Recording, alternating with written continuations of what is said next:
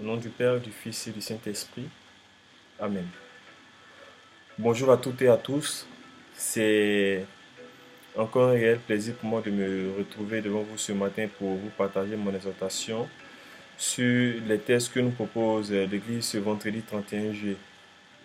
Et je vais un peu particulièrement m'attarder aujourd'hui sur l'évangile tiré du livre de Matthieu qui révèle deux points particuliers sur la vie de Jésus. Deux points que j'ai pu tirer après avoir lu l'évangile. Et le premier est l'aspect qui entoure la vie d'un petit enfant qui vient partager la parole de Dieu avec sagesse déjà, et aux gens même qui sont supposés être les maîtres de la parole ou les maîtres de la loi.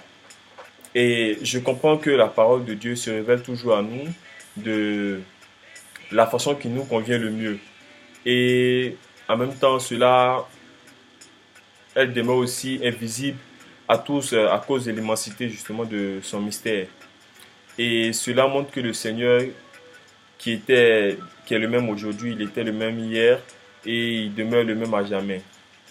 Et on peut voir Dieu qui se fait enfant pour s'adresser à ces différentes personnes. Et déjà, pour faire comprendre que la parole n'a pas de source prédéfinie, je vais dire qu'elle n'a pas de canal prédéfini. Autant une leçon peut venir d'une personne âgée, qu'elle peut aussi se présenter à nous par le biais d'une personne que nous négligeons peut-être jusque-là. Et la question est de savoir si de notre côté, nous sommes justement disposés à la recevoir, quelle que soit sa provenance.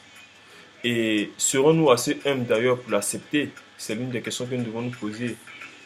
Et pensons justement à nous projeter dans ce même état d'esprit parce qu'aujourd'hui nous sommes ces fils et ces filles de charpentiers qui partageons la parole de Dieu à nos frères et à nos sœurs.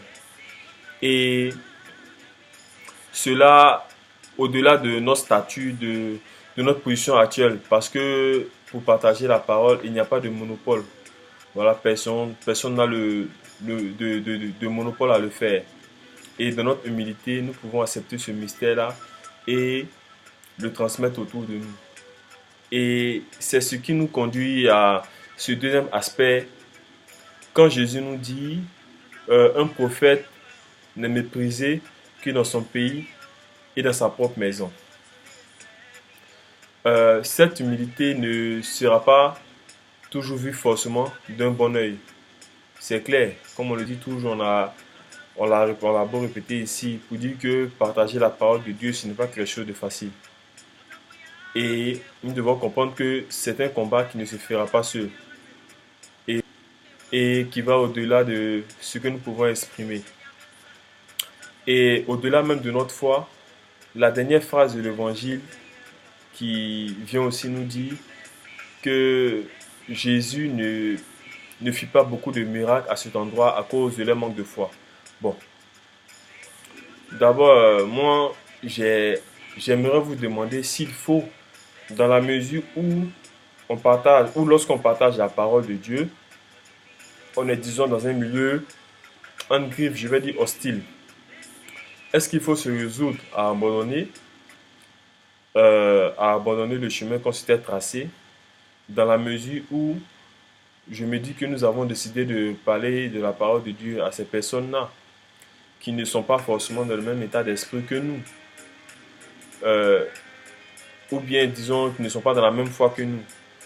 Il est bien vrai, comme le dit mon frère Christopher, que Jésus n'est pas un recruteur. Mais en même temps, je me dis que est-ce que ce n'est pas là la difficulté justement, la tâche enfin la difficulté à partager la parole de Dieu, à toucher justement le cœur de ces personnes-là le cœur de ces personnes-là qui ont du mal à croire. Est-ce que c'est pas ça justement notre challenge?